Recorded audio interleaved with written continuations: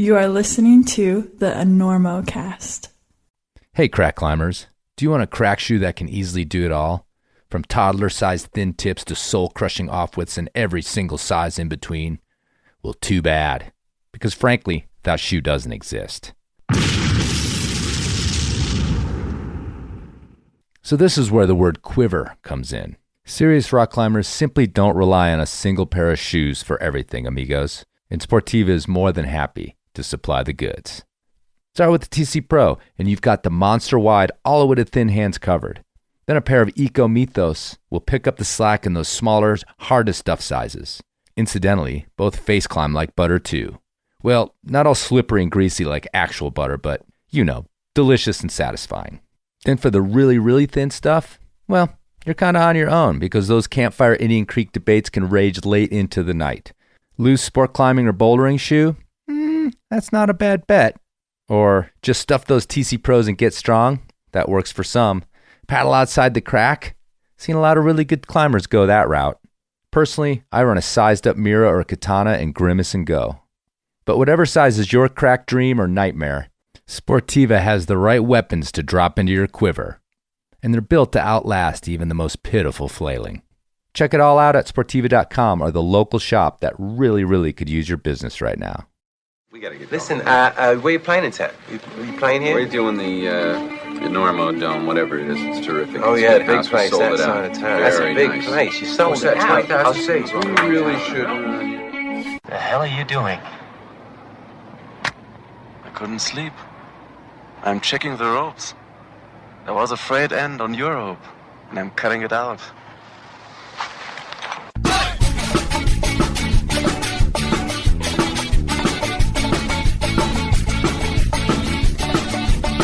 Good weather, bad weather.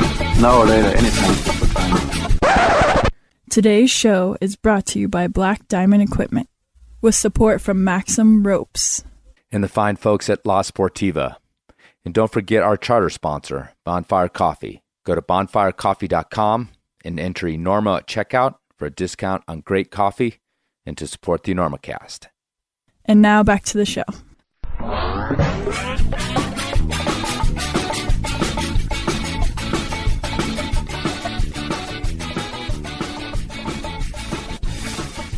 Hello and welcome to the Enormocast. This is your host, Chris Cluse. It is about 10 o'clock on April 13th, 2020. And this is episode 196 of the Enormocast, a conversation with Janelle and Mark Smiley. Janelle and Mark are a couple who spent much of the last decade, much of their climbing time pursuing the 50 classics of North America from the famous Steck Roper book that many of you have probably heard of. A very, very valid and very close attempt at doing all 50 in that book, which no one has ever done, thanks to primarily the Hummingbird Ridge on Mount Logan. But we'll get into that in the story here. But the reason that I got them up here was because Mark has created some online learning courses, some video courses at his website, mtnsense.com, covering some really in-depth information about ski mountaineering, but also about climbing. And the one that really got me interested after I spent a lot of time online talking about rappelling after the TAPS episode where we much maligned simul-rappelling. You guys pushed back against that quite a bit on the Facebook page and stuff. I think rightly so, because, you know, we made a bunch of outrageous claims like we'd invented the question mark during that late part of the TAPS episode, which means we were deep into those Brooklyn distillery bottles of whiskey. So had to have a big chat about it online. And the thing that I figured out was that there was so much to rappelling and so many ways that people brought up of being safer, of being faster, of skipping simul-rappelling, of the reason simul-rappelling could be used safely, all these different things. And that is all covered in Mark's course. And the really interesting thing about these conversations I was having online about rappelling is that new shit has come to light, new shit that I was not privy to around rappelling. I learned a lot of stuff getting emails and looking at comments and things around the rappelling discussion, which makes me think that a lot of you guys and girls out there, the folks that think they have this shit on lock, don't. And you're actually wasting time, and you're doing things that are unsafe, and you don't even know it. I didn't even know the things that I didn't know. There were unknown knowns and known unknowns and all that sort of stuff. So I think this course actually could be helpful to anybody, his rappelling course. But there's also anchor courses, several different layers over there. So now these are courses, and they cost money, but I think they're pretty rad. And I think you can learn a ton. And guess what? You guys are stuck inside right now, not climbing. Maybe a good time to brush up on some of these things. And Mark is an 18-year guide. I think that's what he said. So almost 2 decades. And Janelle's a guide as well. And they put them together. But I do want to mention that Mark has a discount set up for Enormocast listeners for the rest of April. And that's for 50% off the courses. So go over to mtnsense.com, check them out. If you want to order a course, it means it's yours forever, as well as some updates to it if they come up, and some other stuff, which we'll get into in the interview. But he's given a 50% discount with the coupon code Enormocast. 50% discount. So that's pretty deep. And one of the reasons it's so deep is because he's already giving a coronavirus discount to everybody at 40%. So you're getting an extra 10% off from the Enormocast up until April 30th. So if you're interested in those, get on it in the next couple of weeks. What else you got going on? Okay, you can only hangboard so much, right? And you can only watch free solo so many times before it starts to annoy you. And frankly, too much Enormocast is not a good thing either. Just ask my girlfriend. She gets to listen to me all the damn time. So mtnsense.com and enter Enormocast at checkout for the discount. He's on a mission to save your life. Literally, he's on a mission to save your life. Okay, really enjoyed this conversation. When I listened back to it and edit, I had a really good time, which is a good sign when I'm not mortified at what I said or anything like that. So this was just a fun conversation. They showed up in Carbondale, had the kid in tow, but she was with grandma, and we just sat down and chatted. And, I'd gone a long time sort of orbiting these two and not really meeting them. And now I want to hang out with them more. Plus, at the very end, we set up for a sequel, which would be great. Okay, let's do it. Janelle and Mark Smiley.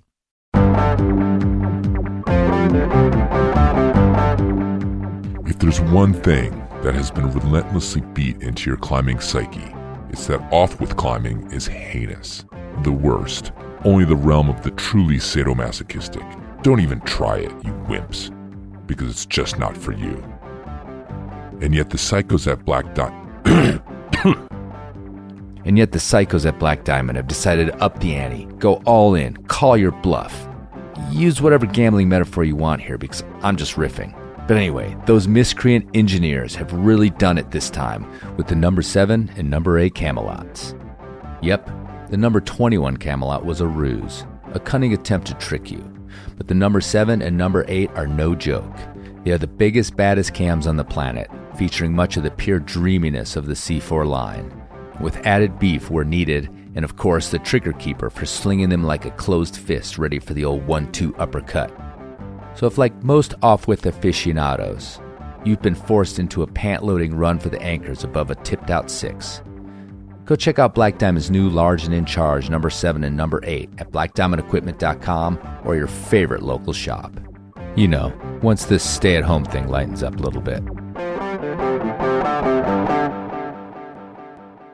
Yeah, thanks for coming up. And you were just down in Uray, and I appreciate you coming to town. I know that a lot easier thing to do would be to Skype it in or something like that, but that's not how we roll here at the Enormocast. So welcome to Carbondale.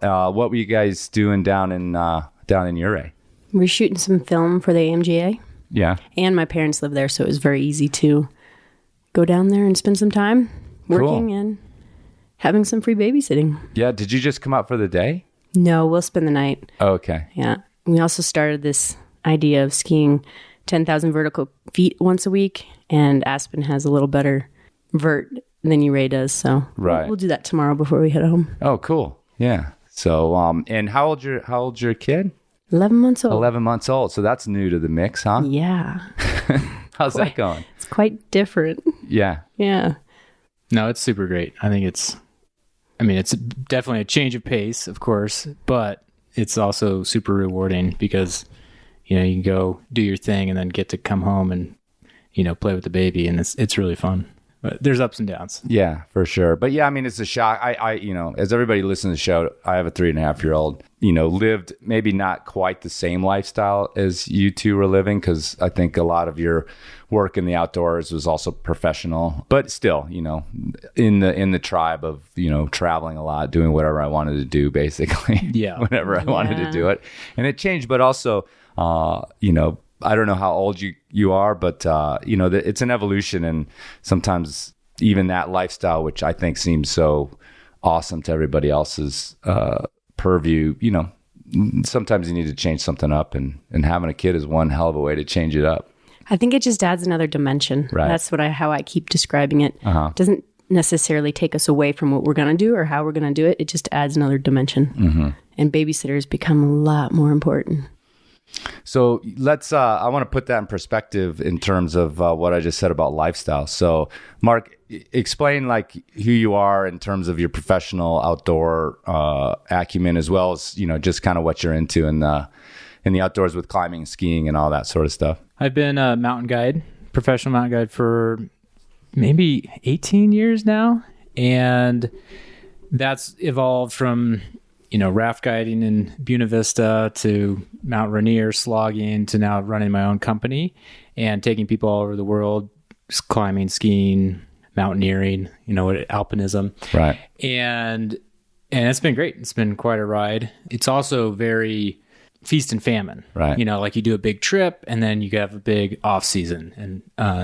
And so there's also been a ton of other things like the video and photo work to just fill in the gaps. Cause a lot of people know with these non-traditional jobs going from gig to gig to gig, it's where's the next thing coming from? And always in the back of my mind, I'm thinking okay, ooh, that'd be a fun way to, do this or that. And my attention span's pretty short when it comes to vocational things as well. So it's let's try this and then go for it. But as far as personal climbing, been into it for a long time.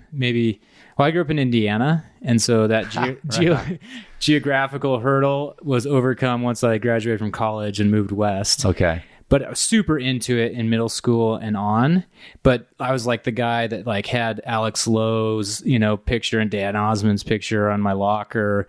And I liked the idea of it and the gear part of it, but I didn't know anything about how to actually do it. How did you end up in that world? You're in Indiana, right? Yeah. And Boy Scouts is probably right. Yeah. Cool. So we'd go rappelling in Kentucky and right. and Southern Illinois and then it's just one thing, from car camping to backpacking to climbing to, climbing 14ers out here in Colorado.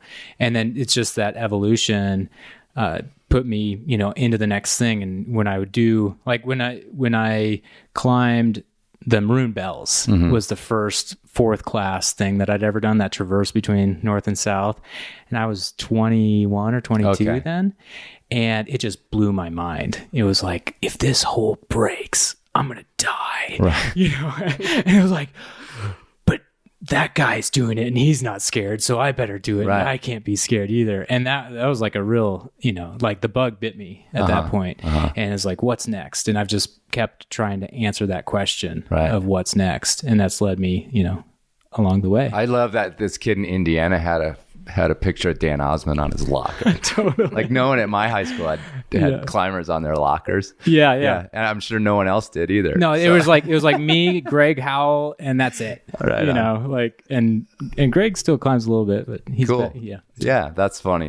Because it's people know I grew up in the Midwest as well, and didn't learn to climb there. I moved to Colorado before it ever happened because I was never a Boy Scout, and I hear a lot of Boy Scout intrigue in this, but the Boy Scout type of climbing to idolizing Dan Osmond's a bit of a leap. A little bit of a yeah.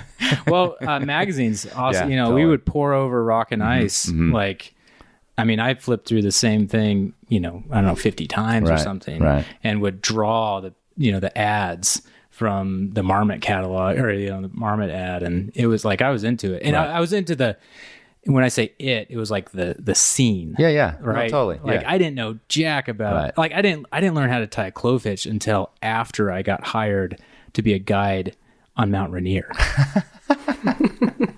And I just had to be like, people be like, tie a clove hitch. And I'm like looking around I got to tie my shoe. You take this one. Right. Oh, man. All right. Just remember that early clients. Some people are like, what? Okay, cool. So, yeah, you dove in pretty hard then. How long between that 20-year-old on the Maroon Bells to this Rainier thing? What was the 4 years? Okay, yeah, so fast and furious into it. Actually, I started climbing in 1989, and by the time by 93, I was also guiding as well. Like where did you guide? Colorado Mountain School in Estes Park. Yeah. So, nice. But I mean, guiding, like, taking people top roping. Sure. At that point, Yep. A lot of that. So, but pretty quickly into bigger stuff. Yeah. So, but that was a pre-AMGA land too. So they just they did their own training and some point I learned the clove hitch as well. And the rest is history. Still know it. Luckily, I could do one-handed sometimes. So let's switch over to you, Janelle. What kind of background do you have that got you into the outdoors and the climbing? My older brother was in love with climbing. He would build climbing holds out of wood and glue them to his wall in his bedroom, and my parents were supportive of that. And then we put mattresses all over the bottom of his floor, and when the holds actually broke off the wall, the drywall would rip off. Right. I was about, I'm no structural engineer, but I was like, I don't know. I mean, you have 11-year-old kids. Right. What do we weigh? 70, 80 pounds? And I don't know. I grew up in Ouray, and so he was really into it. And so my first climb I ever did was actually on top rope, and it was a 5'11". Oh. And I couldn't do it. I didn't know what I was doing. So my brother's like, okay, you got it. Now just reach really hard. And then he sat on the rope and like pulled me up. And I guess that's when I got the bug. And we just ran around and explored Ouray. And his first climbing protection was knots, just tying a bunch of knots and sticking them in the rock. And, we never fell on the protection he made. Right. Thank goodness. Right. And somehow we survived high school. That's awesome. Yeah. And that was, you're not that old. That couldn't have been that long ago. No, I graduated high school in 2000. Yeah. So that's funny. But we just couldn't afford it. And we didn't know any better either. Right. We're running around. Because that makes me think of like the people I've talked to from the 70s that really couldn't find climbing gear and stuff. But yeah, 1994, 95, 96, 97, that's like pretty modern actually. So yeah, it's just because we couldn't afford it. And we just didn't know any better. Right. Yeah. Even in Ouray, that's kind of wild, having. Well, it was like right at the beginning of the park taking off. And, I remember the first time I went ice climbing, I was in boots that were like size 13 men's, and I just was swimming in it, and I was like, this sport is silly. Yeah. I still do that. I still climb in terrible gear just so I don't want to get back into ice climbing really. I don't want to like see the vision of what it could be. So I sort of purposely like make myself climb in crap gear just to stay away from it. Nice. I don't want to go back. My hands have remained relatively pain-free for something like 20 years now. So yeah, so I just wanted to kind of establish that the first time I sort of heard about you two together as sort of a climbing force was some mission to climb the 50 classic. What is the name of the damn book? The book of like 50 classic climbs in North America. Yeah, this like completely propaganda book that has gotten, I think, a lot of people into trouble. But yeah, I remember hearing about that, and I think I there were some people that had talked to me about having you guys on the show. I mean, we could do the whole how you met and everything else, but let's just get to the meat of the climbing that I've heard about. Is like, what was that all about, and how do you end up as not just deciding to do that, but deciding to do it as sort of a? I mean, it became kind of a public mission as who you guys were as climbers that I heard about. Yeah. I don't know who wants to field the initiation of this program and how long ago it was and stuff like that. So it was my idea, so I'll take this one. Right. And I first heard about 50 classic climbs during an AMGA course, and Christian Santelises had climbed 20 classics in 20 days with Hans Florine and 2 other people. Mm-hmm. And they started in Yosemite because there's like 7 or 8 in the valley, and then they moved through other parts of California and Colorado. And I don't know their exact route, but he was talking about this. Right. Because that's a pretty significant accomplishment, endurance effort. And we're just hiking up to climb this mountain in Washington Pass. And I'm like, what's a classic? And he's like, oh, it's from this book that was written in the 70s. And so I immediately, who's climbed all of them? He's like, nobody. I'm like, really? And so we talked about it more, and he listed off some of the routes, and I'd climbed some of those routes, not knowing that they were in this book. And I was like, wow, those are great. Like I've climbed this one and that was really fun. And that one. Like, what are some of those obvious ones? Is like Core Ingalls is in there or stuff like that? Yeah. That's actually one of the worst ones as far as quality goes. But the ones that I had done before were, like Royal Arches in Yosemite and the west ridge of El Dorado in Washington. I had climbed that one, and what else? Mount Stewart, I believe. Yeah, the North Ridge of Mount Stewart. Mm-hmm. It's like super classic. And so it was like, wow, no one's climbed all of them. Like, these are great routes. Why isn't that a thing? Right. And so I don't remember the exact time frame from when that conversation was to when I was like, hey, Janelle, you want to climb all the 50 classic climbs? No, he came home right away and he was so excited. He's like, Janelle, we've got to do this. This is the best idea. And I was like, okay, adventures are fun. And I kind of agreed to the project without really researching it. And so both of us are like, all right, let's do this. And I'm like, oh, my brother's living with a photographer or a videographer. Let's ask him if he'll shoot the first one. Let's just go make it happen. And so this is the funny part. We went to Estes, and we go and climb the Diamond, and everybody knows the casual route is the classic on the Diamond. So we climbed that, we filmed it, we're feeling really good about the start of this project that we're doing. And then we went home and decided to buy the book. And the book came in, and we found we did the wrong route. Oh, right. Isn't it? It's the D1. D1, yeah. Which is a bit sort of larger pill to little harder. Yeah. Little harder. So we, like you said, got ourselves into trouble by biting off this project that we had no idea what we were getting ourselves into. But Mark is all about doing what he says he's going to do. Yes. And so 7, 8, 9 years later, still at it anyways. That's more to the story. Yeah. So then the first, that was in the fall, and then in the spring we climbed the Core Ingalls because that's, like everyone from Colorado goes to Utah in the spring. And that was the first correct route we did. Yeah. And cool. You're like, all right. Yeah, no problem. we got this one, 4 pitches. Right. Hard 5'10" or 5'9". We got it. And then we went up to Alaska, and the plan was like, all right, we're going to climb the west ridge of Moose's Tooth, and then we're going to bump over to Mount Huntington, and that should take, the book says it's, 1 to 2 days, so we'll do it in 1 day, and then that'll leave 2-3 weeks to climb the Cassine, and then we'll have 3 done, in a month. Sweet, in May, we'll just knock these out. And it was my second time to Alaska. I had guided a trip on Denali, and it was Janelle's first time, and you land on the Ruth Glacier, and then the plane takes off, and you feel real small, real quick. And we got up to the fake summit of Moose's Tooth that first effort in 30 days, and so it didn't even count as far as the list goes. And that was it. We flew home. We kind of tooled around on Mount Brill. We climbed Mount Brill, which as far as the project went, didn't count. There's a bunch of Alaska climbers, if they're listening, that knew the end of that story before you got to the end totally. Of it. Yeah, for sure. Man, you fly up there for the first time, the bravery, it's just interesting. The bravery that happens looking at the computer screen is amazing. Yeah. And then you get there and it's like... And there's just so much you don't know. Right. And I don't know, we were both running up and down Mount Rainier a bunch. We felt like it would be no big deal. And we were we underestimated that quite extremely. Well, and anytime you have snow in the equation, then you're thinking about conditions. And with rock climbing, it's either raining or not. Right. And then if it's dry, there isn't is there that persistent weak slab under that rock hold? No, that doesn't exist. And so it's just a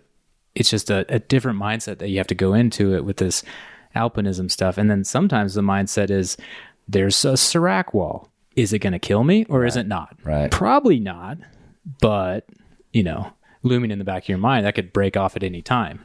And so that's, you know, I mean, it's a different You just didn't know that at the time. Not that we didn't know it, like we didn't blindly walk under seracs, right. But you just, you know, you starting out, you don't have all those stories of this person or that person or that experience, or you knew this one guy. And so those aren't playing in the back of your mind.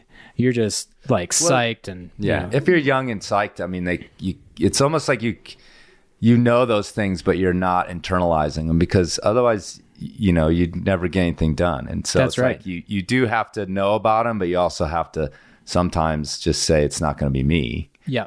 Because climbing in the big mountains has those objective dangers. That's why they're called objective. They're just always there. Right.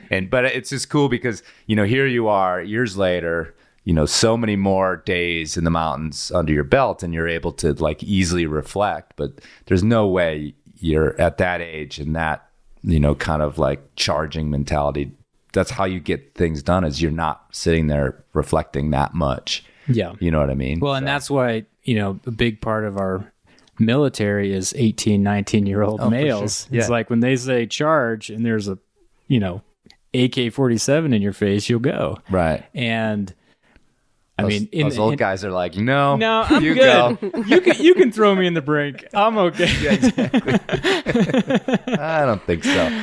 Yes, I mean that's pretty cool. But at the same time, if everything had lined up, you guys could have had like one of the all-time great trips. Because it is possible to do those things in the right year, right conditions, with the right attitude. Yeah. Who knows? Like, it's just like that being said, we took us 3 times to finally make it up the Cassine for everything to align, and there was another group of 2 boys that climbed it that same day or time frame we did, and it was their first time to the Alaska Range, and they nailed it. And we're like, "That's awesome! Way to go, guys!" Right. So yeah, you kind of have the gamut of experiences, and hopefully they stopped there. Because otherwise, they're going to get their comeuppance. Don't ever come back. You nailed it. They're going to get their comeuppance at some point. Yeah.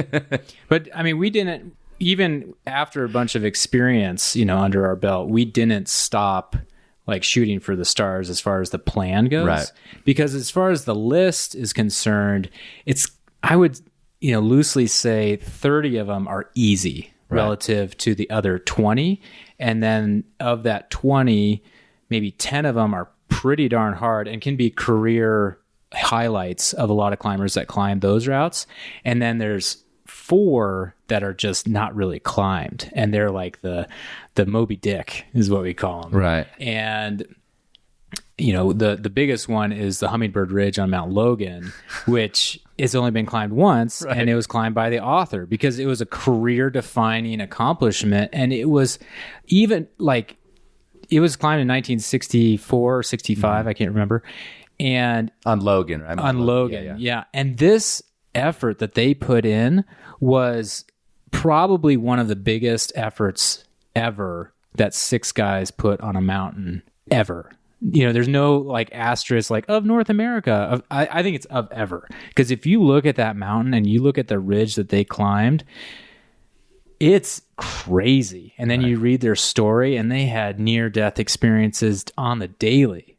Right. And that was just part of it. And yet they kept going. Like, it's crazy. Yeah. You know? I think if they would have given us the trip report before we went up there, we would never even have attempted. So there again, you know, not knowing what they went through, I think. So you guys took a shot at the Hummingbird. We did, yeah. Yeah, this was 2015?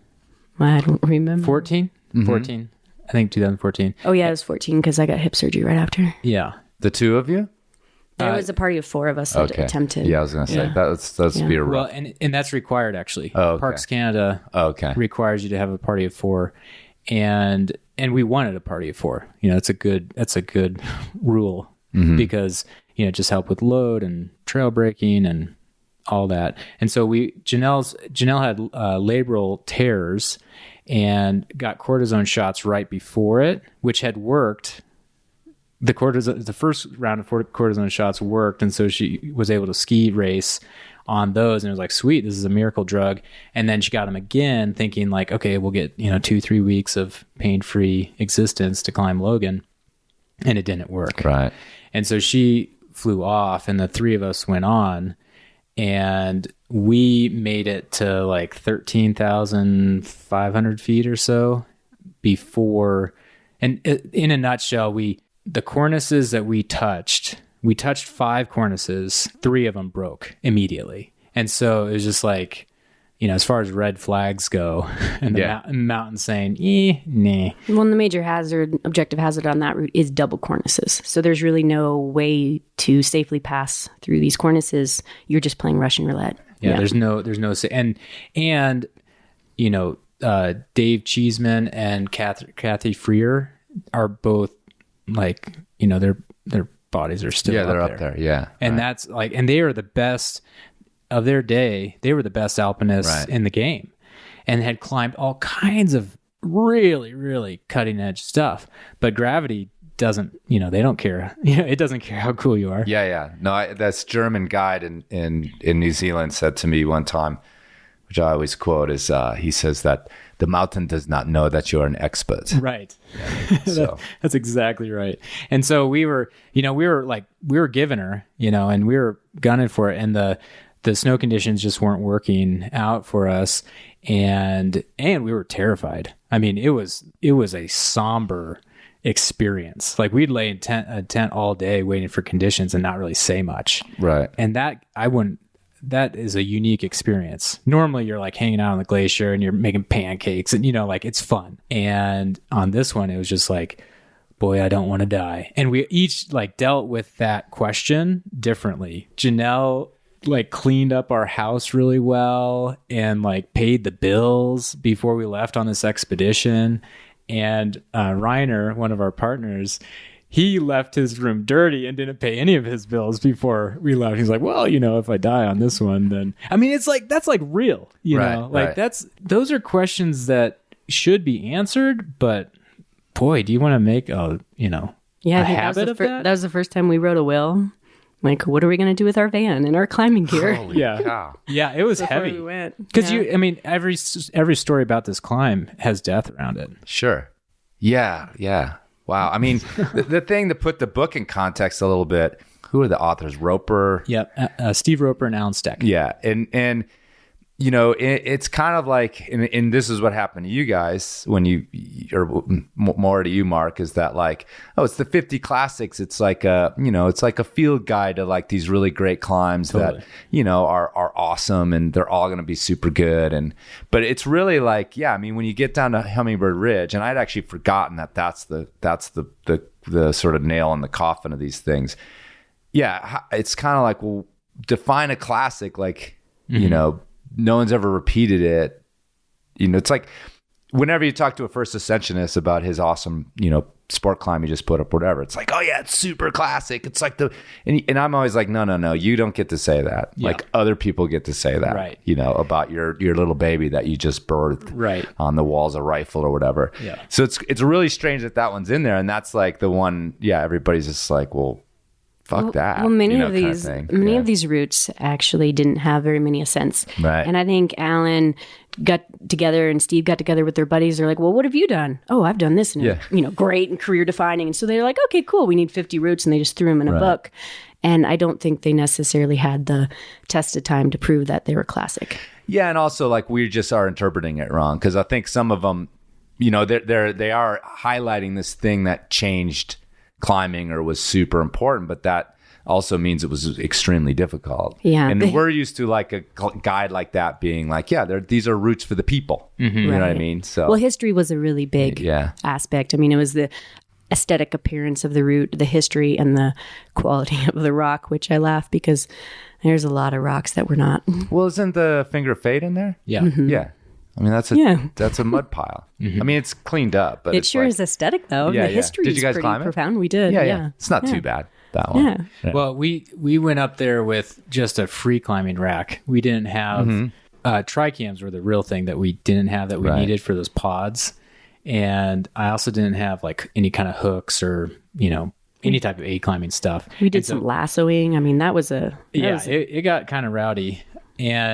And then I don't know, climbers are so funny because it's like we were talking to one guy and I don't know, I don't think we were bragging when we were talking to him, but he's like, well, did you climb it before or after the anchors were updated?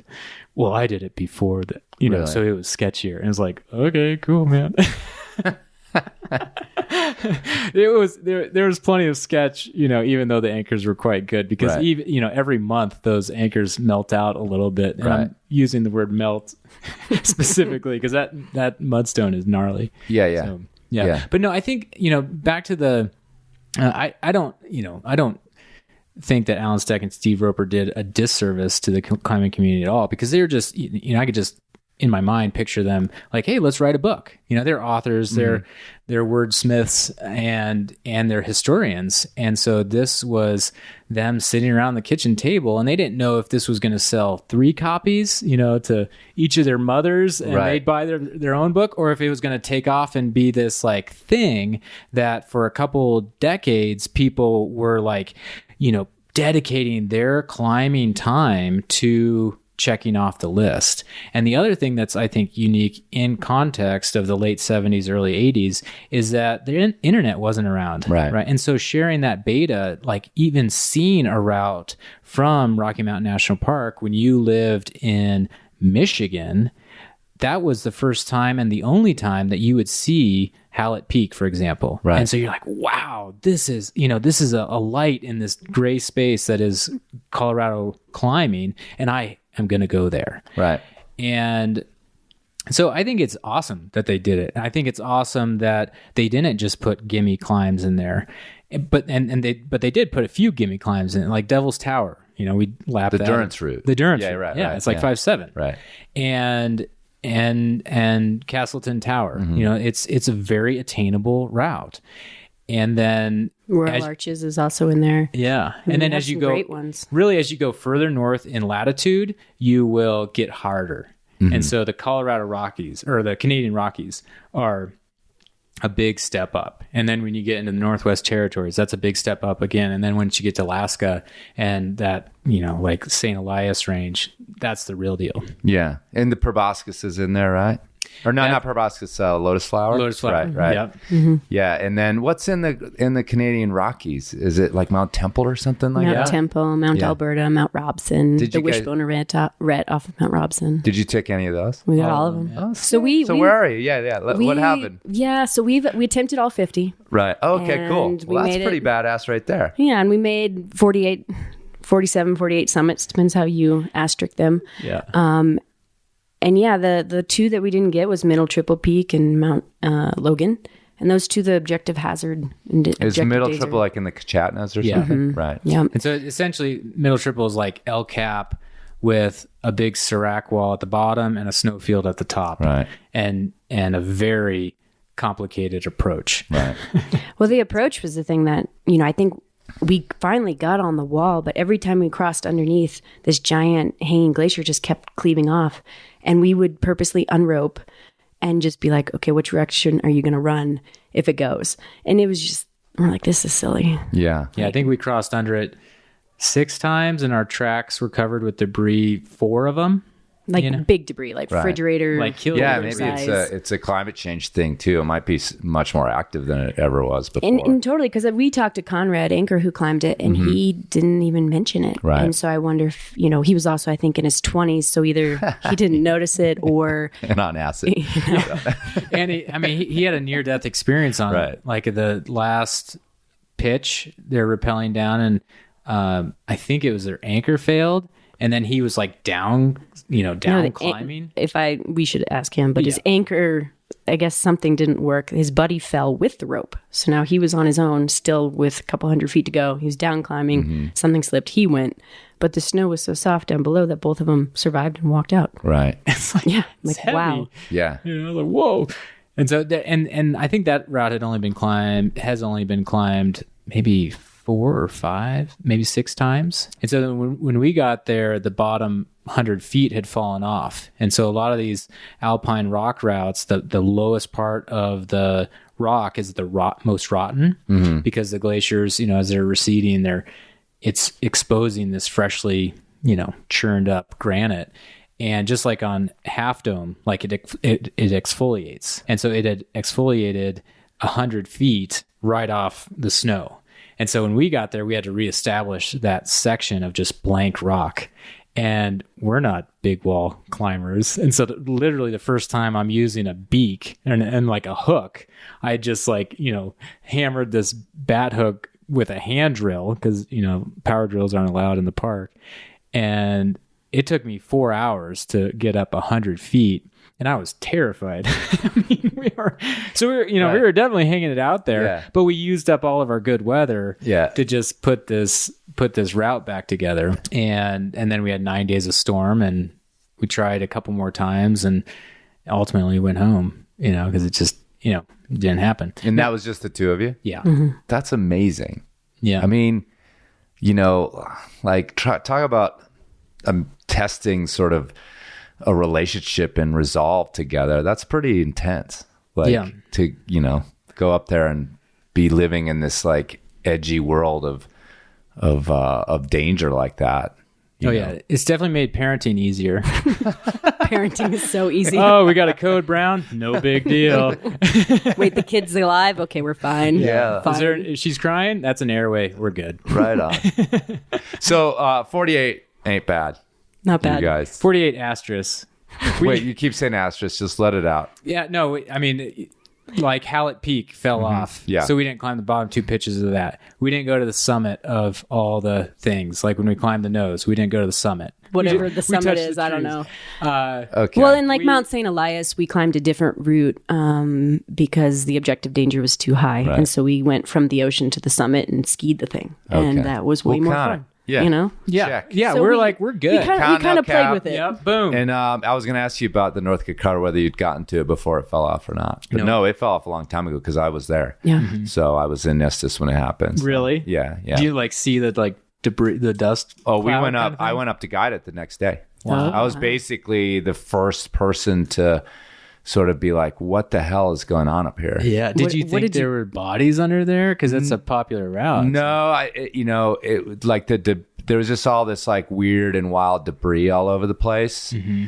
And then I actually, the whole kind of like, there's a big story, but we ended up doing this, we ended up doing Jackson Johnson. Mm-hmm. Okay. And then on the way down, my client actually just walking down on the snow after we'd come off the mountain, got our stuff from the base and like heading down towards the lake, he slipped and fell into a tree or a well where it melted out from a boulder and just destroyed his ankle. Oh, shoot. And so then there was this like huge rescue, all night rescue to get him down across the lake. And anyway, so it's all like mixed in with this whole Hallett Peak thing. So that was springtime, I see. Yeah. And then there was like, you could just always see the giant scar from town.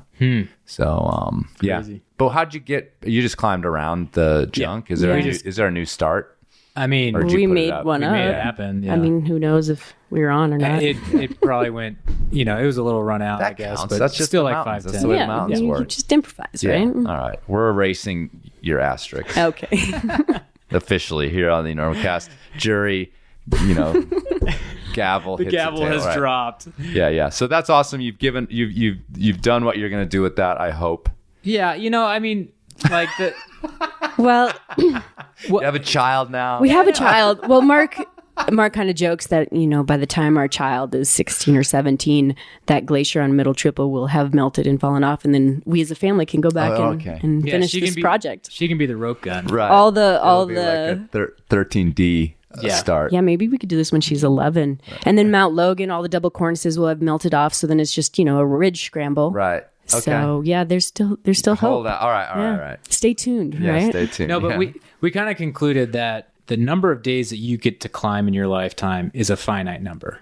And we had spent 7 years of our primetime climbing careers pursuing this list and this goal, which was super fun in and of itself. But then it got to this point where there was these other objectives that were more inspiring. And it's like, do we want to spend how much of our time sitting in the tent in a storm in Alaska, or do we want to go and climb in Europe and climb in South America and climb and ski, this or that, or, there was other things that just rose above the priority that had been the pursuit of this list. Yeah. And so we just, as much as, I kind of got depressed, I think, when we saw the writing on the wall and said, we're not going to finish this thing, or at least not now, and probably maybe not ever. And we had done what we were going to do with it, and let's move on. And I think between now and then it's settled a little bit easier, and it's like, and we've done really fun and exciting things that we're truly inspired by since then. And that makes the acceptance of defeat a little bit easier to, right. I wouldn't even call it defeat. I think it was, one of the greatest decades of our lives, living in a van, climbing mountains and doing it together, and, like going to these places that we wouldn't ever go had we not had the list, like Petersburg, Alaska for the Devil's Thumb. We would have never gone there, but we were there, and it was really cool, scary, mission that stretched us in ways that we didn't see coming. That was actually the really other cool thing about the project, is that we had to have a really broad set of skills across a lot of different medians, all under the umbrella of climbing, ice and big wall and expedition style and, just ridge scrambles and reading off with like chimney, mudstone, you name it. Right. And so like the whole thing, that when someone says I'm a climber, some people look at that and say, I climb in the gym and I can climb any 514B that you throw my way, and I'm an on-site climber or whatever. And the other people are like, well, I'm a boulder, and well, I'm an alpinist and I do scary things, or I'm a whatever, fill in the blank.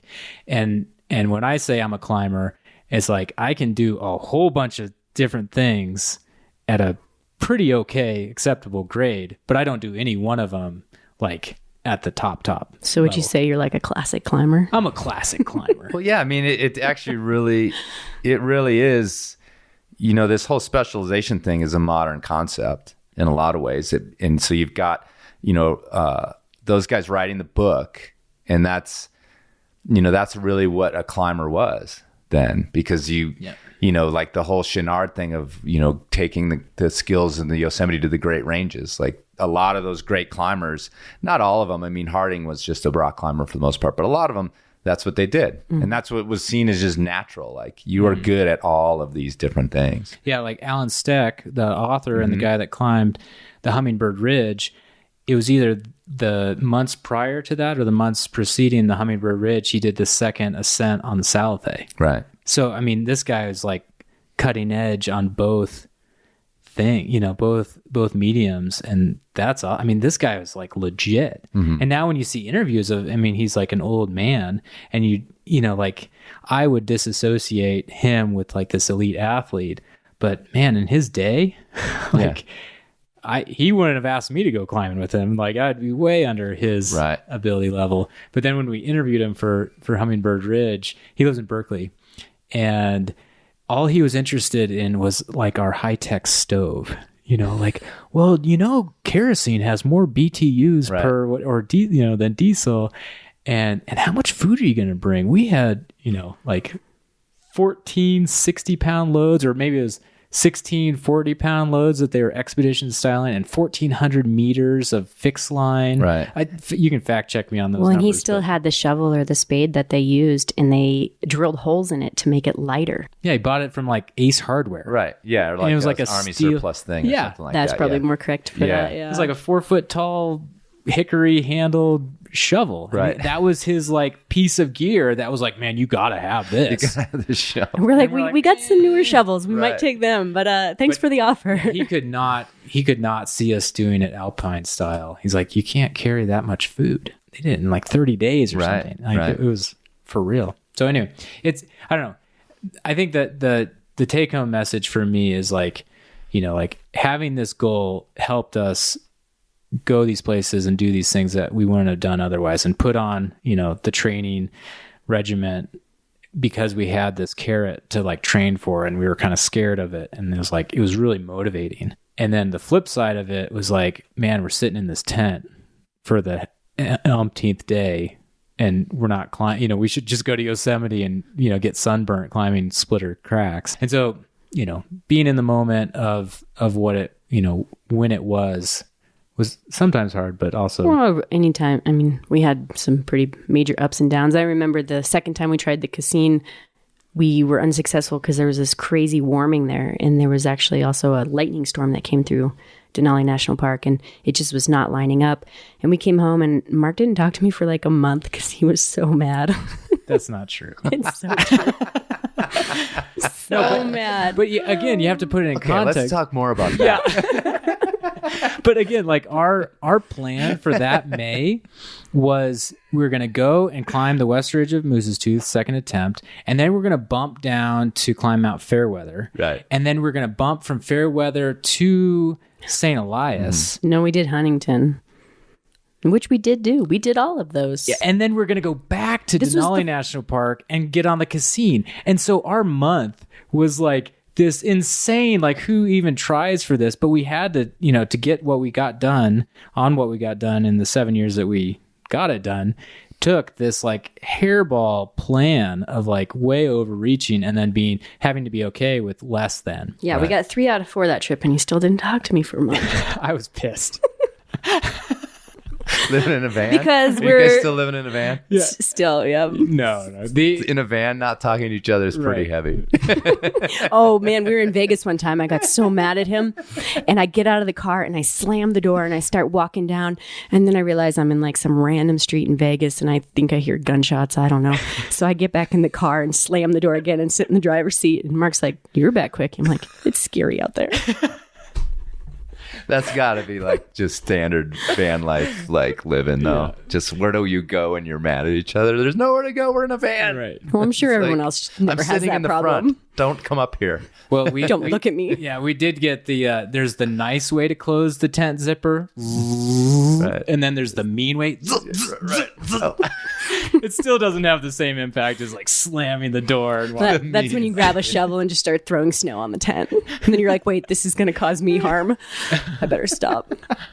No, awesome. There was plenty of forced reconciliation and conflict resolution, I should call it. There's a book in there. There you go. Yeah. How many times I got my knife out and just looked at the rope and then put it back away again. The pen knife. Yeah. And then the other big part of it that we haven't talked about yet is taking on this project and taking on the filming of this project. The filming of it and carrying a camera everywhere and getting the camera out, which are two different things, and then editing it and distributing it. It added a huge component to the whole thing. And so this project, it was all consuming. I mean, we dreamt 50 Classics for a while. Yeah, I think that Mark is bringing this up because he wants you to counsel us, because that's where all our fights were. We're over the camera. Oh, really? Yeah. For sure. Definitely. Whether it should be out or not, or like who's doing what with it, or its existence. Mark just has a natural love for film and photography, and he was all about making this pretty public. And I was okay with it, but it didn't have that aspect of it didn't excite me as much. And so, yeah. All right. Yeah, just carrying the camera was a big win when she, like put a camera in her backpack. It was like, oh, all right. Okay, now you have to use the camera. Okay, now you have to, there's this thing called exposure. Right. And so it's this, and all the while we're climbing kind of legit routes, and you don't need to be thinking about what the camera is doing, but we had to think about it. Well, I think the bigger thing there is I like going fast. I like moving quickly, and the camera would always slow things down. So I'd get mad at him for always taking photos. And then there's a couple words I'm never allowed to say again is, "Are you ready?" I'm not allowed to say that in our relationship because I'm a little faster than him, and it makes him very upset.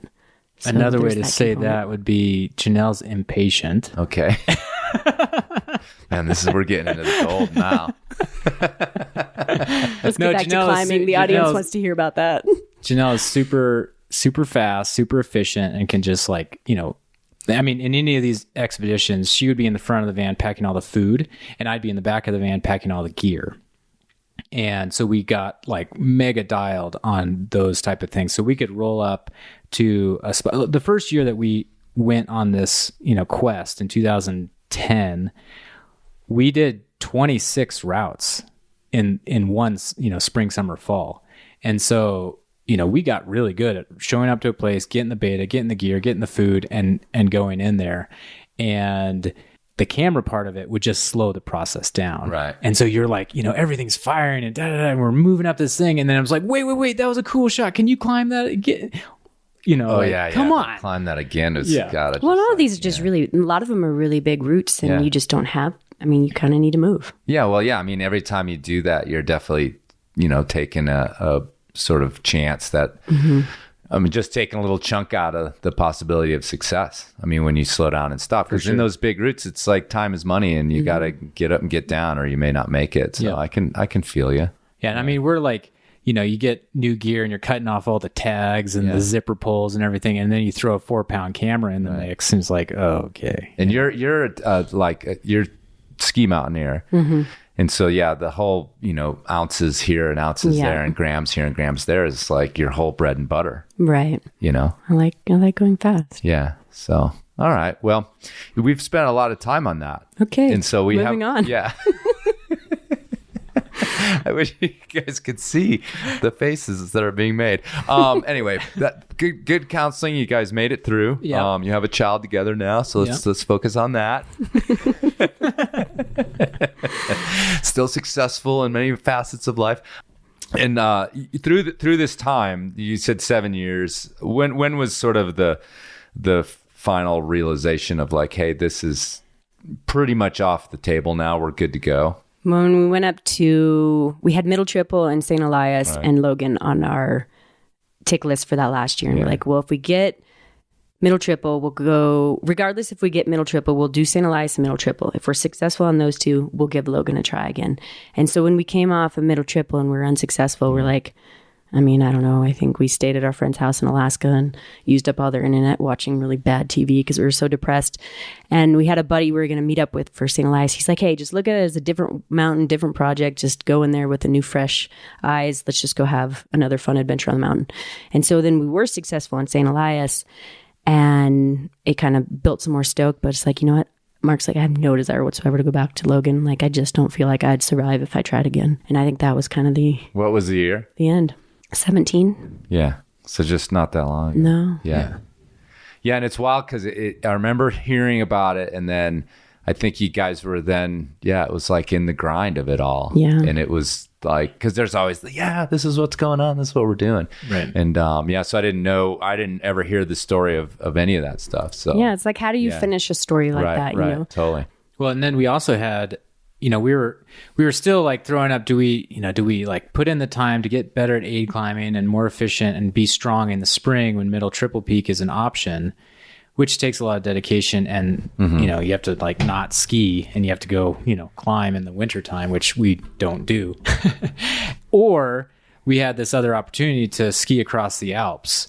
And it was a once in a lifetime opportunity. And we chose to do that instead. Right. And so, it's this pretty good example of like, you know what, the list has been good, but now we have this other opportunity. Let's do that. And we just like fully shifted gears and we just skied and had a really cool experience doing that, as opposed to maybe getting Middle Triple Peak or probably sitting in the tent for a long time. And so, or dying. Yeah.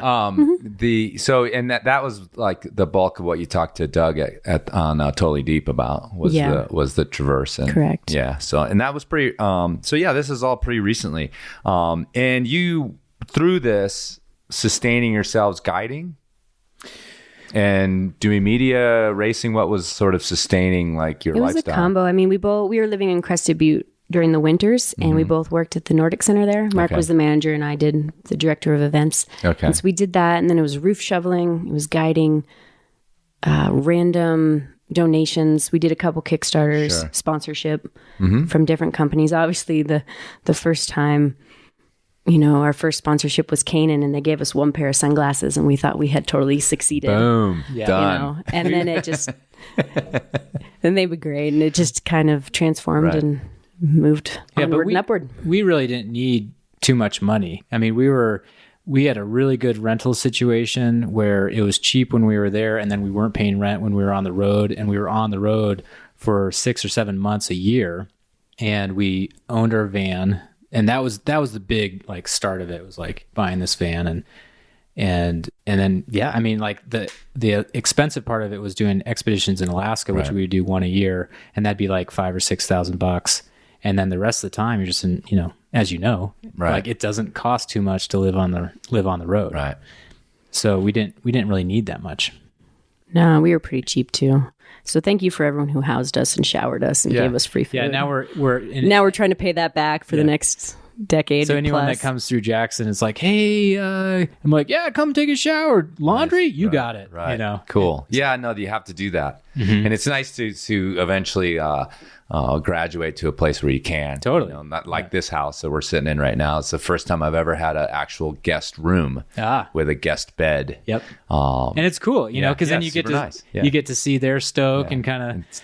It's like, can I crash on the couch? I'm like, no, you can't. You're going to crash in the guest room in the new bed. Like, so it's like, that's a pretty awesome feeling because you're right. It's all payback for years of the other way Yes, we around. have a lot of payback to do. So please hit us up. We might be nice to you. All right, cool.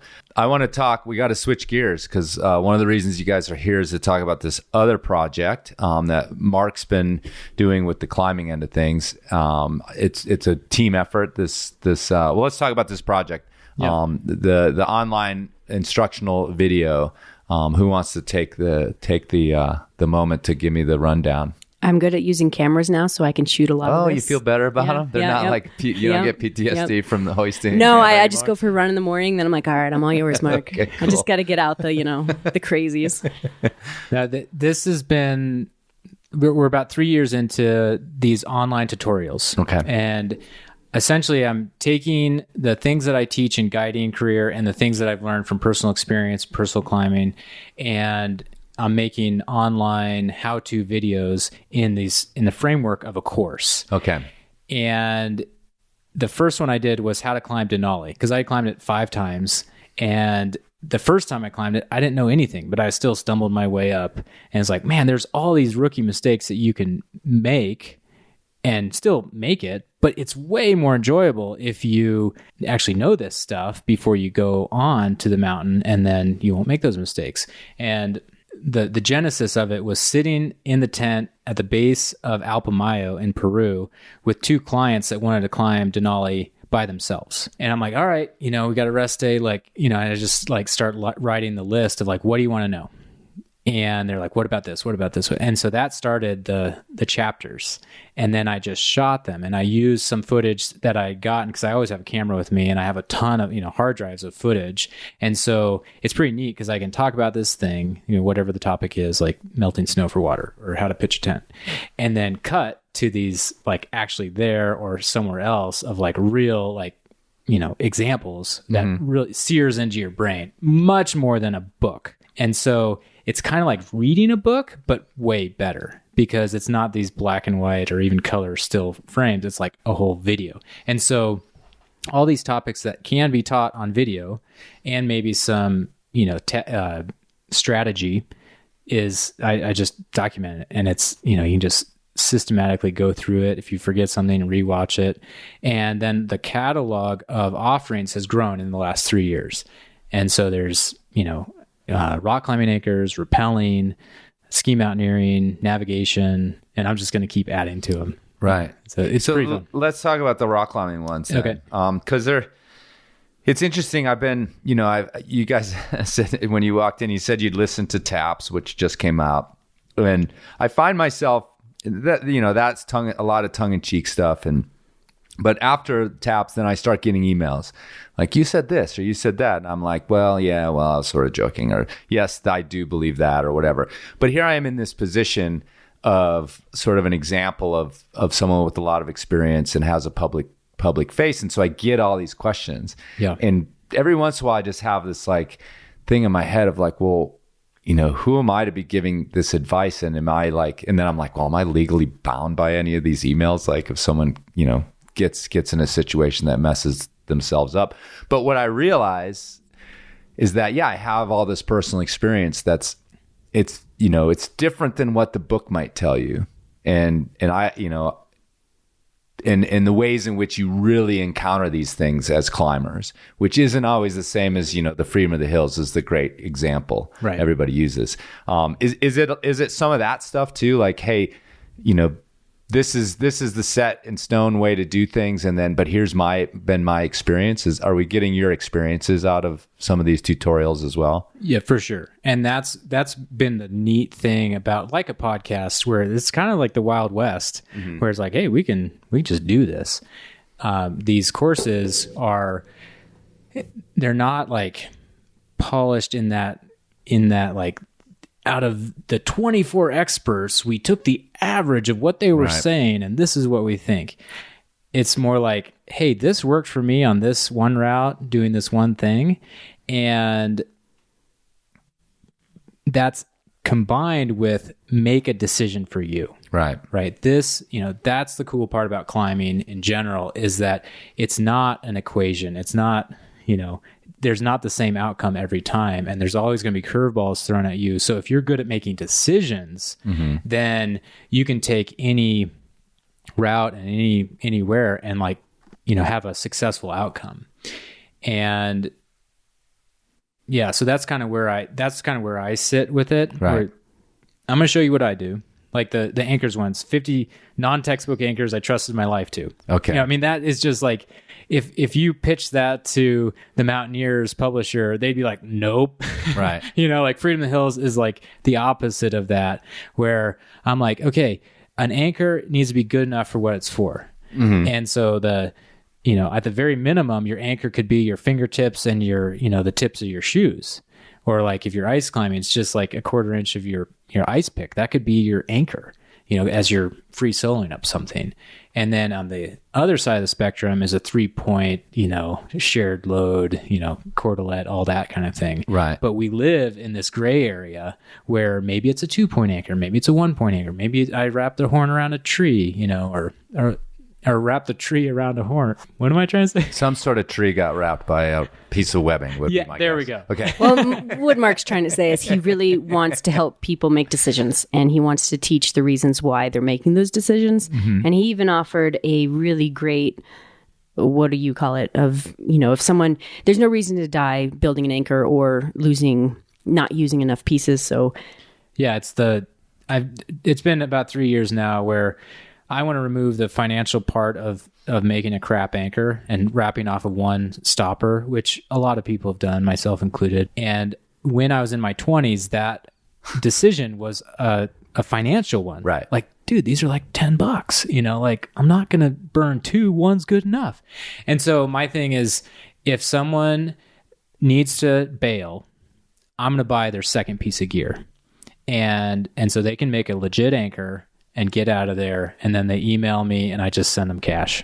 Are you serious? Yeah. like Mark, I think his ambition, That's awesome. His ambition far exceeded his talent when he was 20. And so right now he is thinking about his 20-year-old self and trying to do everything he can to save those 20-year-olds. Yeah. Right. And I mean, most 20-year-olds survive. It's not like I'm keeping people out of the grave. I'm just making their mothers sleep better at night. Right. Yeah. Well, that's funny because I just like shame them now. I'm just like, what? $6? Like, you can't leave a beaner? Yeah. Like, come on. You know, like that's less than a beer. Well, now you can just pass them on to Mark and be like, hey, totally. Mark will give you cash. I'll link you guys to Mark. Like, But you're just like, this one guy keeps emailing me about gear. It's like, why am I always sending money to this address? he's just like, look at this rack Mark Smiley bought me. Anyway, don't do that. That's not cool. No, the criteria is under 30 years old, because after you're 30, you make better decisions. Yeah, your brain is fully developed. There's no excuse. And not that biologically your brain isn't fully developed before then. And you have to take a picture of it. Oh, right. And then I'm also going to give them a really, really, really deep discount on my anchors course. Right on. Because they just need to know that stuff. Yeah. And you only get to do it once, right? No, you can do it multiple times. I mean, if you're like it seems like, look, dude. No, if you're a hard charger, okay. I mean, how many times have you had to bail in your, I mean, a ton, right? Like we have to bail. And so, like the decision should never be a financial one. Right. I think that's my main thing. And, people give back to the communities in all kinds of ways. And this was just a way that I saw it would be so easy. It's like, send me a picture. Okay, you could have done this, maybe this, but did you ever think, and so there's some coaching there. Sure. And then what's your Venmo? And it's so simple, Wow. And I mean, honestly, like not many people have taken me up on it. No, I mean, it's a cool game that you're playing because the fact that you're offering is going to be enough to make people go, oh, I shouldn't be a dumb fuck here and put another piece. Yeah, and that's the feedback. I mean, that really is like more of the game, which is cool, which is like, I mean, you're willing to give some money away, but also the idea that you're that concerned about it will make other people concerned about it. Yeah. And that's all. And other happens. People, you know, other people have also said, wow, that's a really cool initiative. Can I, donate to this pool of, and it's just not big enough to do that. Yeah. Right. And it's like, you know what? I don't want to make it part of a brand. I don't want to make it part of, it's just philanthropy. It's not a, it's just like, hey, when you're out there, just put a second piece in and make them both good. Right. Well, and that's the end of the story, And like most of the time it's repelling and it's anchors. That's where people seem to have the most accidents. And so trying to help limit those accidents is kind of where we're trying to go. Yeah. And again, it's not always these like death things. It's these near misses. Right. Because if I count up the near misses that I had and have had, it's a lot. And that's, everyone likes to look and like analyze the fatalities. I think it's more interesting to analyze the near misses. And so like at the end of the day, it's like, all right, where was I most at risk and how could I eliminate that next time? Mm-hmm. And that's a really good habit to get into. And you're not a worry. You're not I'm still like going big and doing this on big objectives, medium objectives, and small objectives. So it's just a good habit to get into because we all want to have a long career and be climbing well into our 60s, 70s, 80s, whatever. And I think if, when you have those I have friends that have had the near misses and they just hang up the rack. They're done. Right. Because this is stupid. And it's like, well, it's risky, but it doesn't have to be stupid, And so I think, that's all in the context of these courses. And so if, as people have a bigger toolbox to draw from to make these good decisions, they're going to do just that.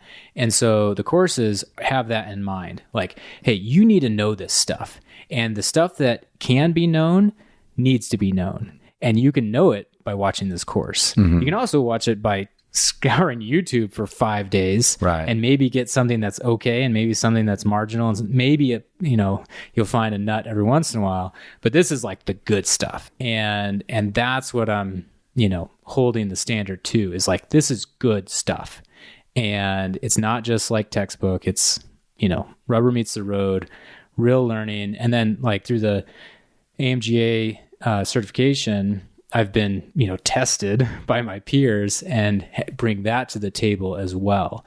And so is it for everybody? No, but it's kind of for anyone that has learned from a book that now wants to learn from a better medium that is video.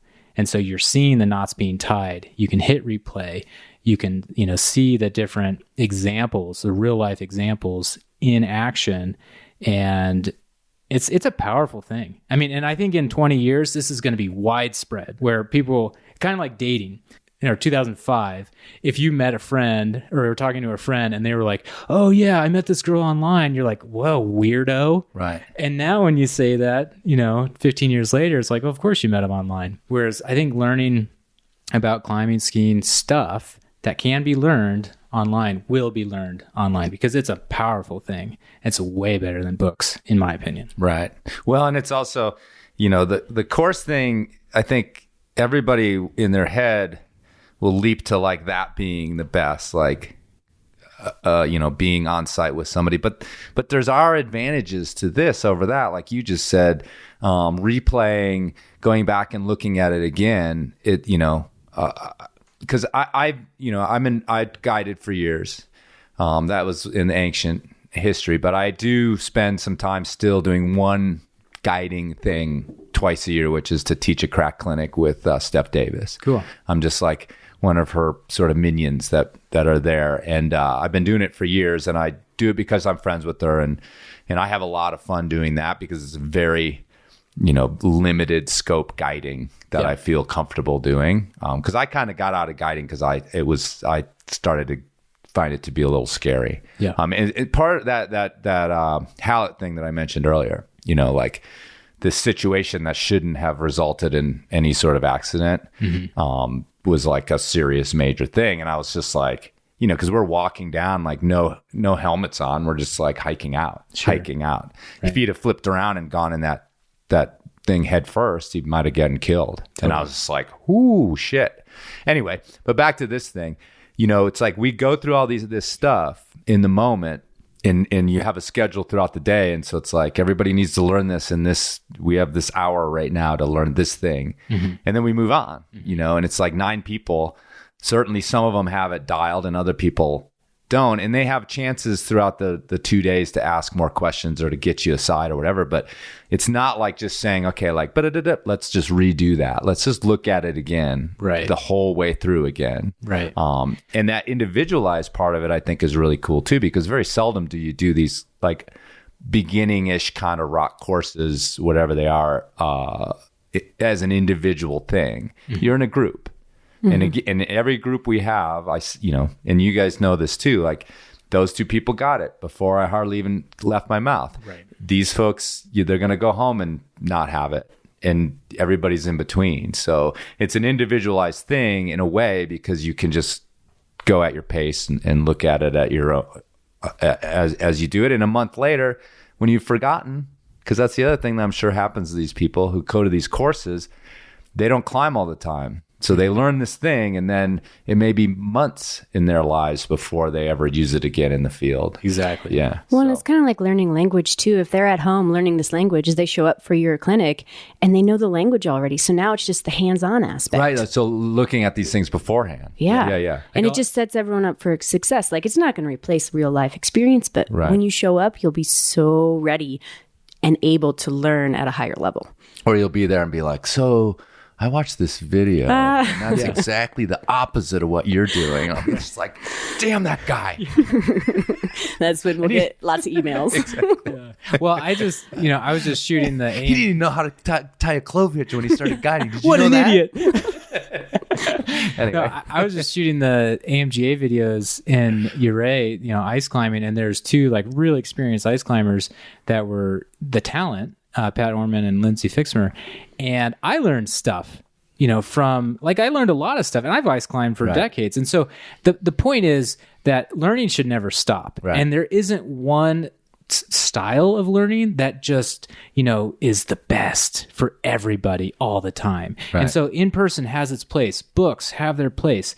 You know, little 60-second Instagram blurbs have their place. And so just keep learning. And so if these courses can help in that learning process, that's awesome.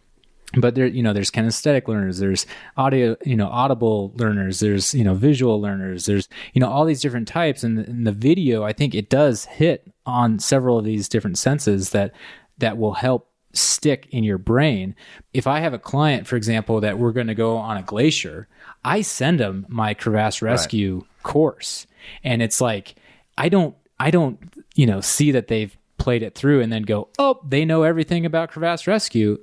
I just say, now they have the basics, and now we're going to spend the time that we have, that they're paying a lot of money to be here in person and get direct feedback, and we're going to spend that on application. Right. I'm not going to talk about how to do a Moonter Mule overhand. They know how to do that. Now I'm going to say, this is where you do the Moonter Mule overhand. If you do it this way and that way, it's a little bit nicer.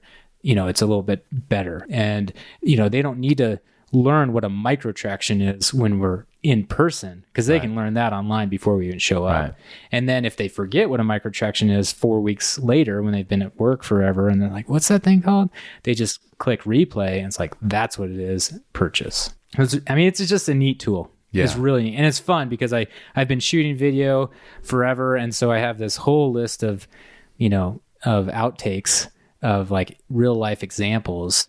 And people can just learn. And the feedback I've gotten from the people that have taken the courses is super positive. Yeah, it's been really fun. And I'm just going to keep doing it. Right.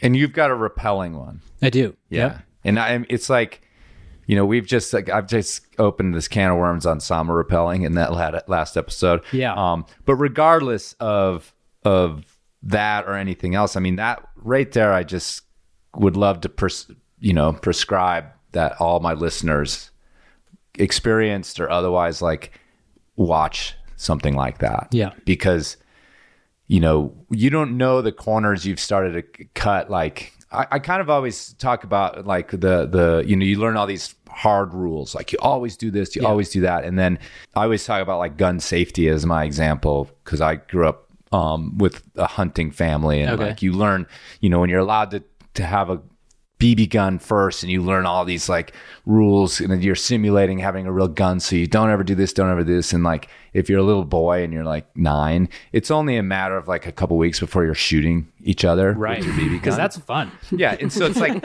you learn the real way to do things, and then you instantly start to cut corners. And I think with climbing, it's, there's the freedom of the hills, and then there's, okay, well, I don't really need to tie my knot at the end of the rope, and I don't really need to do that. And there, so it's like, you get to a point where you don't even remember which corners you're cutting, so to speak. And I think, like, a review would be a really good thing for even really good climbers to be, like, this arc where you get out of your 20s and you're, like, starting to think about safety in a new way. I think most older climbers do. And, so it's like, I love the idea of, like, a little package thing of, here's how you learned it, even if you're already experienced. This is what you're missing. Yeah, and I think the rappelling thing, you're going to walk away with two different things. Number one, the efficiency that can be attained and checking all the boxes and being super safe. Right. And also the, highlighting those things that you didn't know, like the unknown unknowns. Right. Is the cliche. And in the course, we talk, I mentioned, or I have a chapter on simul rappelling.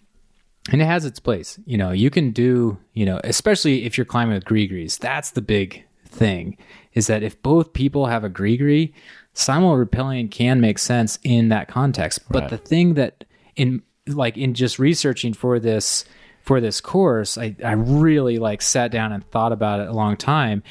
And the crazy part is that there's two forces there. Normally when you're rappelling, it's just a downward your weight. And if you deviate, like you step up on a ledge, that force is removed. There's no more downward force because your feet are taking the weight. And in simul climbing, there's two forces. Simul rappelling, sorry. Yeah, sorry. There's two forces where you got that one I just described, but then you also have this other force trying to rip your rope up out of the device because of the weight of the other person. Right.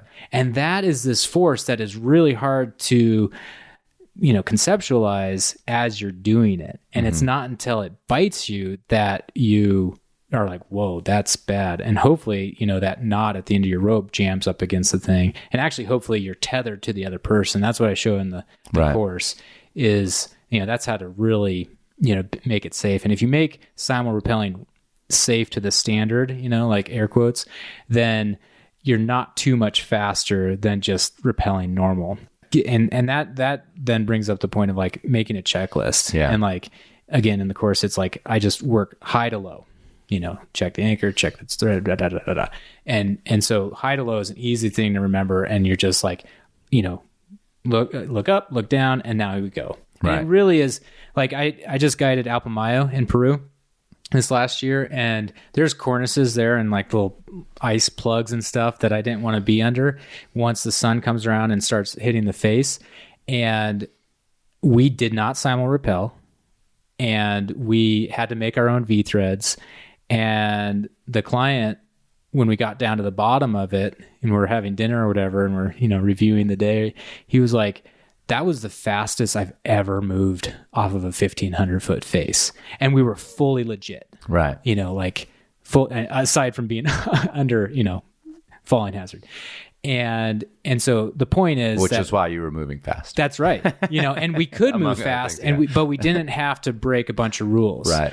And I even actually took my own advice. And on the last one, like, the sun had been beaten, and I'm looking up at this cornice, that could totally schmuck us. And I was like, I missed the V thread on the first go, and I'm just like, forget it, leave the screw, let's get out of here. And so we just wrapped, and I left the screw.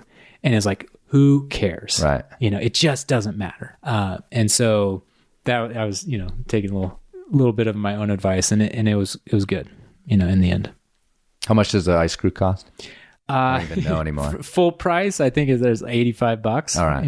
Something like Someone that. send Mark $85. No, I'm over 30. Okay. I'm All over right, 30. right. Well, Cool. My brain's fully developed. Well, and the great thing, there wasn't littering either, because the next climber, that came up the next morning just got himself a screw. Yeah. He was psyched. Yeah. It was probably just laying there. Yeah. Let me say this. Like, my initial response was because I was a guide and I taught courses. I was like, well, how can you not have the hands-on? But that like literally lasted about 5 seconds for me before I started to also kind of grasp like this is a new era. Like these can be really, really positive. Yeah. And I'm totally on board with the idea of it. And again, as a piece of the puzzle to learn things along with what you read, what you do, what you've taught by other people. So yeah, the biggest thing is there's no direct feedback. And, I chewed on that one for a while. And the closest thing I can get to and make it affordable, and if you live wherever, you can still tap into it, are these secret Facebook groups. And they call them secret. It's just a closed group. Right. And so if you sign up for the Anchors course or the ski mountaineering course, you're in a group that discusses these other things. And there's no trolling. Right. And it's not like, like putting yourself out on Mountain Project or something and you just get berated. Or the Enormocast Facebook page. Yeah, don't do it. Like this is, I work really hard to make. Wait, isn't the host the one that does the berating No, there? I just take the piss out of everybody. Okay. But it's a safe learning environment. Right. And so the idea is you upload a picture of your anchor and a question that you have, and then you get direct feedback from me. It's not real time, Right. but it is, it's there. And then you can, as other people join the Facebook group, you can scroll down and you can learn a whole bunch of other stuff. So if you have this burning question or this scenario that popped up, because in climbing, right, there's always this like, well, there's one time. Point is that the learning continues in these Facebook groups. And so far, so good. Like Cool. it's a cool you haven't had medium. To ban anyone from the Facebook page. They allow you to set rules, like Facebook does. Right. And rule 1 is don't be a douchebag. Right. And rule 2 is that always works. Yeah. Right. Rule 2 is rule number 1. Right. But other than that, we're good. And it's at MTN Sense, right? That's right. MTN Sense, mountainsense.com. Everything everybody needs to know about this thing's at that site. And that's right. And they can get in touch with you there as well. Yeah. So you can just check out a course, and if you don't like it, you get your money back. So, it's pretty straightforward. And I'll keep adding to the list. And these are living documents. So like as things come up, like a new piece of gear came out for crevasse rescue. And so I, shot another, chapter for that and uploaded it. And everyone who had access continues to have access. Well, and like speaking of near misses, I think the next one is going to be how to adventure with your partner. Right on. Yeah. We're working on it here. Yeah. This is awesome. Yeah. If we get enough interest, we'll go down that path. Well, when I said there's a book in there or something, like you guys, you have a lot of tales to tell where you force yourselves into really stressful situations. And, I was literally curious about that when I was, first hearing this first stuff about when you were first doing it and seeing whatever the media and the blog posts and things. I thought about that, of like, wow, this is quite an endeavor to do with your significant other. Cause that's, it's not super common in climbing. Men and women climb with their partners, but a lot of times they go off and do their harder stuff with somebody else. Mm-hmm. You know what I mean? Yeah. So, and I don't think it should be a goal for everyone to go adventure with their significant other. But what? Why not, Mark? What happened in your relationship? No, I'm just saying, like, I think it's cool that we're an example of people that do. No, and like you said earlier, I think it really did just make our marriage stronger. Right. And really who does the dishes or, simple house chores really become a non-issue. Right. Yeah. So it does make your home life, I would say, better. Well, and Janelle, she's an angel. So that helps a bunch. And we also forgive each other often. That helps a bunch as well. Yeah. I think, to do it with somebody that didn't have those attributes angelic and forgiving would be really difficult. Nice. Yeah. And you're not just saying that. No. Because we're all in the room together. Well, No, I'm just kidding. is she going to hear this? Yeah. I'm sitting right next to you. That's right. That's why he said it. No. Well, and Mark's also a really quick learn. So I work as a mindset coach, so I use all my tricks on him, and then he uses them back against me, so it works out really well. Right on. Yeah. Well, we're about out of time, I think, for you guys. But what is a mindset coach? You know, it's basically coming up against fear and learning how to work through it and move through it in a way that you are choosing love versus fear. It's great. Whoa. Boom. How did we not get into that? Next We're at episode. that is the next episode. What? Sorry, we had to do a couple more minutes on that. So, where does someone find you about this? I have a website. Okay, what is it called? It's my name, JanelleSmiley.com. Okay. And I've spent my career thinking about these things and diving in, and then I've taken a couple courses on holistic coaching, and I found that the fear is really the biggest debilitating aspect of anything we do in life. And so learning how to confront it, overcome it, work through it is life-changing. And is it sort of like sports and outdoor achievement oriented, or everything? Are we talking about? You know, actually, I'm really excited. I've done some falling clinics for Arc'teryx up in Squamish during their academy. Oh, cool. And that's kind of where it started. And then this summer, I'm actually launching some running events, which I hope to lead into skiing and climbing, where I will you come and you do these fun physical adventures, but we get to dive into the soul of it all as well. So just this year, I'm launching them. So look for them. Awesome. Yeah. Okay. Well, you guys have to get back to grandma and the kid, and we could just go off on another hour of this, but look into that as well. I'm talking to the listeners now. JanelleSmiley.com. We got mtnsense.com. It sounds like you guys are really in this mode of trying to find ways to give back a little bit to the community at this point. Well, I think we've had really great careers and we're still pushing our own abilities, but it's also that period where it's like, man, I want to share what I've learned. And I think there's a lot of power, and I think it makes us better climbers and better humans when we get to share that with other people. Right on. Yeah. And thank you for having us on. Yeah, no problem. Been a fan for a while, and it's cool to sit here and do this. Yeah. Well, thanks for coming up to Carbondale and making the special trip to do the face-to-face thing here in town. So appreciate you guys, and keep at it. And, hopefully you're going to help some people get the goals that they want to get done and do it safely. Absolutely. That's the goal. Thanks. Thank you.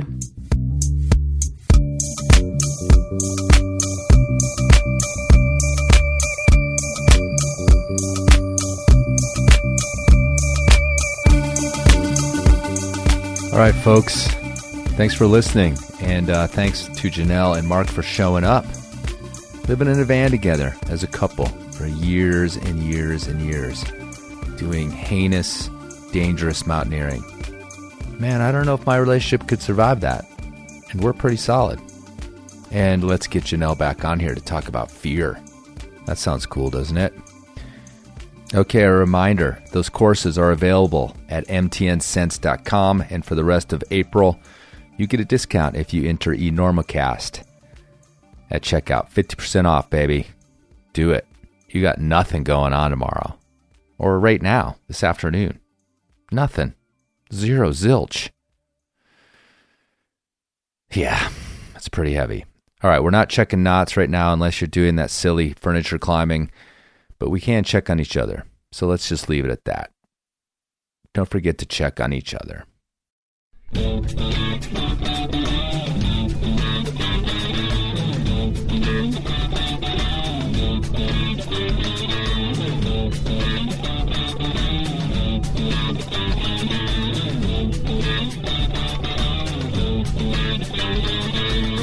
Man, I've got certain information, all right? Certain things have come to light, and, given the nature of all this new shit, this could be a lot more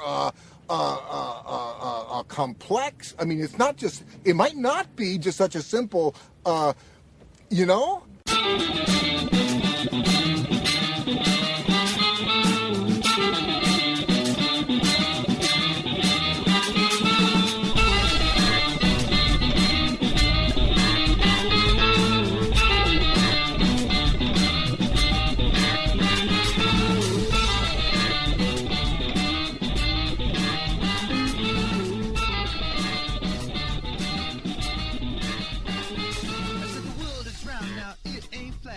Teachers told me that's